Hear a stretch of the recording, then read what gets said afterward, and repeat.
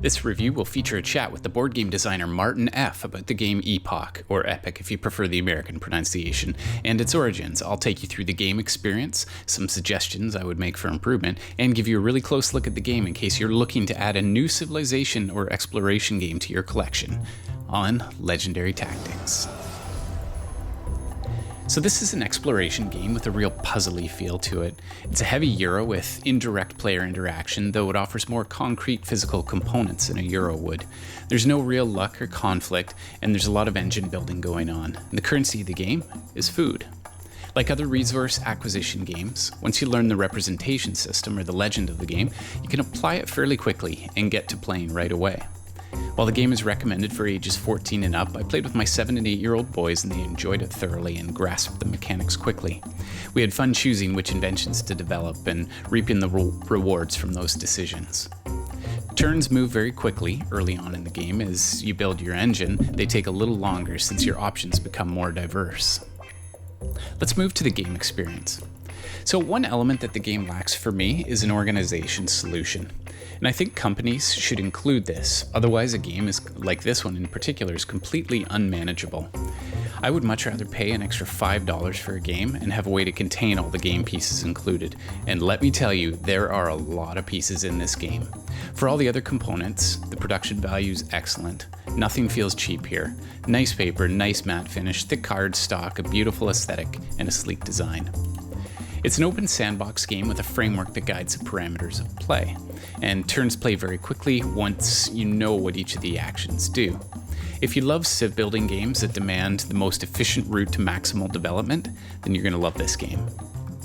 There are multiple paths to victory. This for me is a really good game when you can find different ways to get the win. So you can take the easy status points, going around the map and exploring and taking the points that are readily available. You can also develop skills for the status or the end game bonus that appear on each of the tiles. Another way to win is through earning the status from other players who need to use your developed skills. So if you can build an engine that's very efficient and that lures other players to want to pay you in order to get the benefit from your skills, then you'll earn status points that way. And finally, you can win through ceremonial sites. And these are sort of like the end game bonuses that you get by making contributions to the ceremonial sites. And there are 4 of these located around the board. Now the box, if you check out the title, there's actually no title on the front of the box. And I think this is a really bold aesthetic choice, and it's one I ultimately really like. It looks like a back to grassroots kind of game without all kind of graffiti on the box, messing it all up. So I like how also in this game, building better items correlates to getting a larger tool and larger item tokens. Look at the size of these. This is sweet. So there's no dice whatsoever, there's no luck, this is pure decision making. So again, these are great hallmarks of a strong game. I'd like to compare this to other games, but first let me go to what Martyn F tells me are the top 3 games that he likes to play. So games he's into are Kingdom Builder, because he says it's simple and it's elegant, Mage Knight, because of the epic adventure and how you get absorbed into the game, and the game Age of Civilization. So my first instinct with this game is that it reminded me of Survive Escape from Atlantis, and I mean the games are completely different, don't get me wrong, but the basic mechanic of having hexagonal tiles that are revealed as you explore the map just initially felt similar. Ultimately it wasn't, but there aren't any dangerous sea monsters lurking under these tiles, and some of the game mechanics are reminiscent of Agricola, Le Havre, or Terraforming Mars. Martyn tells me that he really wanted to create a game that he could get as close to reality as it was for a few thousand years ago. Foraging for food, hunting, creating simple tools, and I think he really achieves that effect here. If that's a theme that you really love, then I think you'll enjoy this game. So it's a completely different kind of game from Puerto Rico, which is also from Rio Grande Games, and that was actually the game that brought me back to gaming when it first came out. It was the one that opened my eyes and said, wow, you can make a completely different game mechanism and have a lot of fun. But there are similarities with that game in terms of the flow. So you develop your own civilization, your own tableau, you have your own talents, and you try to win via an efficient economy of resource production versus a use of those resources. And you're adding developments to your own tableau blow, or in this case to just your collection of tools. And also there's the feature of the endgame scoring with the ceremonial sites, and that's akin to Puerto Rico having the larger buildings that you can work towards in the end. So this game also has a solo mode available to it, but essentially you're playing as two different powers, so it's not really a true solo game where you play against an AI or a pre-made deck or a smart system that comes pre-programmed like Pandemic or Freedom the Underground Railroad or The Captain is Dead. So there isn't a huge sense of success when you beat yourself at the game. I think this one is best played with 3 or 4 players all competing for that same goal and trying to find the efficiencies to get there. I'll move to improvements for a moment. So there are some minor improvements I would suggest would be having tiles that add some intrigue to the game. For example, surprise encounters under some of the tiles, or tiles that interact with your clan leader negatively. I think this would limit the rush to explore new tiles before developing, but I think you could also mix in some bigger rewards to counterbalance those nasty surprises. So instead of all tiles being of equal value or comparable value, it would be really interesting to have some that could be a real boon if you happen to find that particular tile. And I think that would also maximize the replayability of the game, as that tile would be moving around on the board. It would add an element of surprise when you flip a tile, and that's a mechanic that I like. So there's no combat in this game, and as a base game, I think that's actually a good choice. It keeps the game firmly in the realm of a Euro-style game, and I could see potential for an expansion to add some interaction between the clan leaders who come into contact. You know, those with spears and bows and bronze work, for instance, would have an advantage over players who hadn't developed those technologies yet. And you often see this in Civilization building games, and I think that mechanic would work really well here too.